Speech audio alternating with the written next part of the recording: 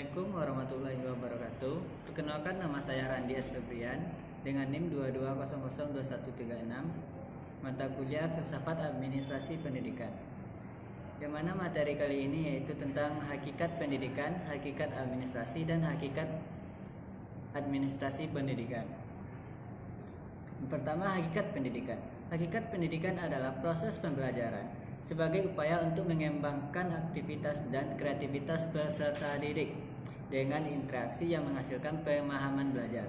Di Indonesia, menginginkan pendidikan yang lebih baik, hal ini yang melatar belakangi terjadinya pergantian kurikulum secara terus-menerus.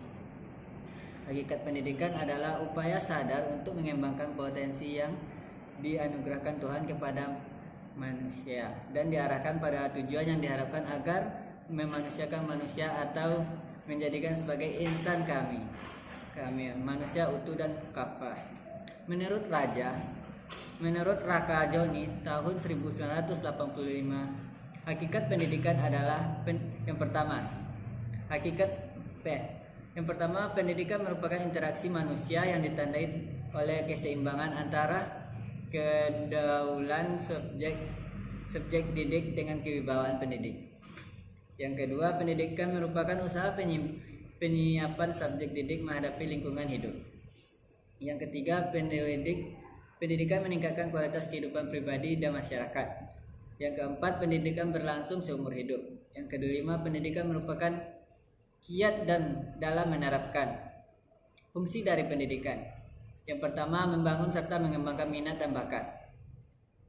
Yang kedua, membantu melestarikan kebudayaan masyarakat. Yang ketiga, menanamkan keterampilan yang dibutuhkan dalam keikutsertaan dan menjadi berdemokrasi dalam demokrasi. Yang keempat, menjadi sumber-sumber inovasi sosial di masyarakat. Yang poin kedua yaitu tentang hakikat administrasi. Administrasi dalam arti luas berasal dari bahasa Inggris administration, yaitu kerjasama antara dua orang atau lebih berdasarkan rasionalitas tertentu untuk mencapai tujuan bersama yang telah ditentukan. Menurut Georgi Arteri, pengertian administrasi adalah kegiatan perencanaan, pengendalian, dan pengorganisasian pekerjaan perkantoran serta penggerakan mereka yang melaksanakan agar mencapai tujuan yang telah ditentukan. Hakikat administrasi. Yang pertama, hakikat administrasi sebagai ilmu. Ilmu sebagai objek kajian administrasi sepatutnya mengikuti alur pemikiran manusia yang pendekatannya dilakukan secara radikal, menyeluruh, rasional, dan objektif. Yang kedua, administrasi sebagai pekerjaan. Administrasi berdasarkan rasionalitas, pembagian kerja dalam suatu organisasi, walaupun kadang tidak terhindarkan pembagian kerja yang dipaksakan karena dipengaruhi oleh berbagai variabel yang subjektif terhadap administrator yang bersangkutan.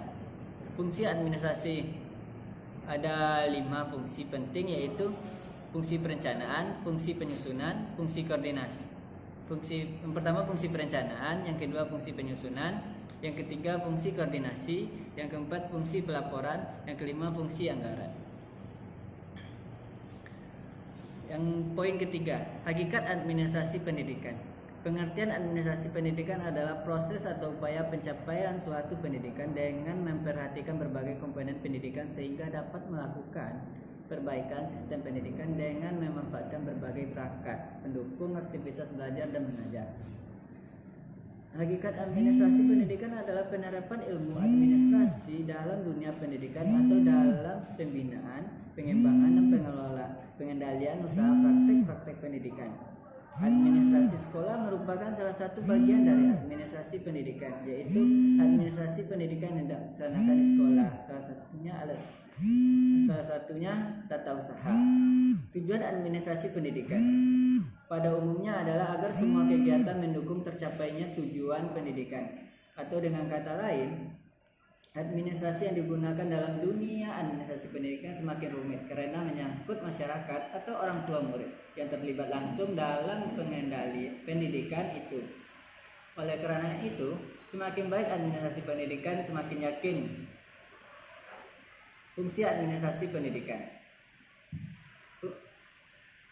Selain memiliki tujuan, administrasi pendidikan juga mempunyai beberapa fungsi, yakni administrasi pendidikan memiliki fungsi sebagai yang pertama perencanaan, yang kedua pengorganisasian, yang ketiga penyusunan, yang keempat pengarahan, yang kelima pengkoordinasian, yang keenam pelaporan, yang ketujuh penganggaran, yang kedelapan penggerakan, yang kesembilan pengawasan dan penilaian. Mungkin itu yang dapat saya sampaikan dari video presentasi saya. Jika ada salah dan janggal, mohon maaf. Wabillahi taufiq wal hidayah. Wassalamualaikum warahmatullahi wabarakatuh.